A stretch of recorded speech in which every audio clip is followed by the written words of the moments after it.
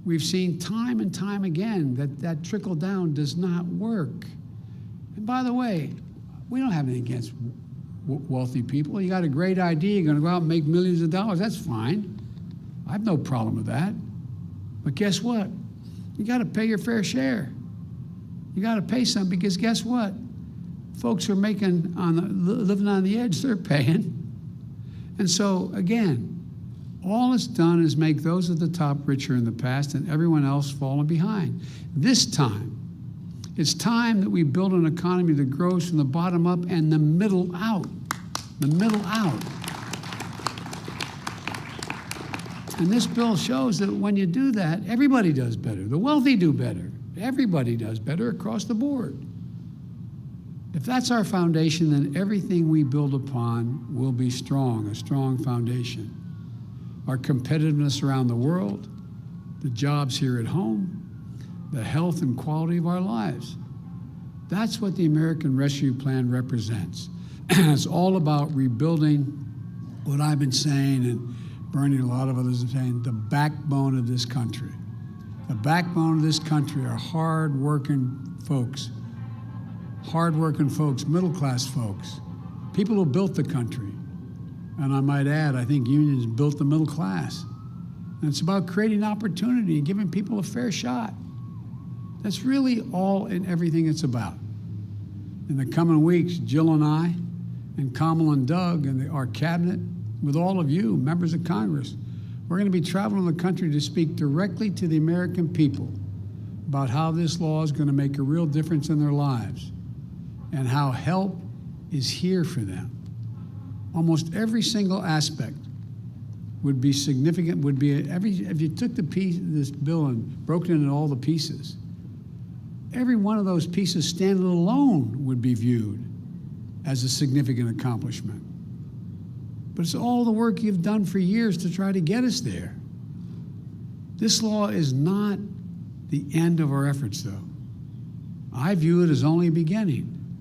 As we look, one of the things that I've been most worried about, and I think you all have too, especially those of us who have been around for 100 years like me, is you've watched people lose confidence in government. Just lose confidence in that we tell the truth. That's why when I announced, I quoted Franklin Roosevelt. He said, I'll give it to you straight from the shoulder. The American people can handle anything if you tell them the truth. And they really can. Just give it straight from the shoulder. And when we do something right, we're going to make a case for it. And when I make a mistake, I'm going to own up to it and say, it was me. I made a mistake. And I said last night, this is not over. Conditions can change. We're not finished yet. Conditions can change. The scientists have warned us about new variants of this virus. And the devil is in the details of implementing this legislation. I know from experience, and the president turned to me like I haven't done to the vice president yet and said, take care of it. You take care of implementing the plan. But she could do it. But I remember being given the dubious distinction of having to implement the Recovery Act back when we came into office, Barack and I. I spent literally 4 or 5 hours a day for 6 months. I talked to over 160 mayors, probably more than 2 or 3 times, every governor save one who was looking at from Alaska to Russia, and making sure that we're in a situation where we talk to everybody. But it takes, the devil's in the details. It's one thing to pass the American Rescue Plan.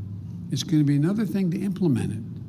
It's going to require fastidious oversight to make sure there's no waste or fraud, and the law does what it's designed to do. And I mean it. We have to get this right. Details matter, because we have to continue to build confidence in the American people that their government can function for them and deliver. So there's a lot of work for all of us left to do, but I know we'll do it. To every American watching, help is here, and we will not stop working for you. Together with you, we are showing it's possible to get big, important things done. That's what America does. It tackles hard problems. And how we do, look, it's how we do have it within ourselves to come out of this moment, which we've been saying, a lot of us have been saying for a long time, more prosperous, more united, and stronger than we went in. That's where we have a chance to be. That's what we're going to be able to do. And it's really critical. It's really critical to demonstrate, not Democrat, Republican. It's critical to demonstrate that government can function and deliver prosperity, security, and opportunity for the people in this country. And as my grandfather used to kiddingly say, with the grace of God, the good little neighbors, and the creek not rising, that's exactly what we're going to do. God bless you all. Thank you for all you did, and may God protect our troops. Thank you.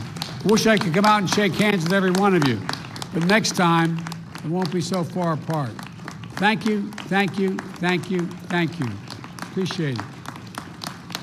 All right. I hate to turn in the room, but I got Great to day. Great day. Better put my mask on. Get in trouble. Thanks, everybody. Ladies and gentlemen, please remain in your seats until the President and stage participants have departed.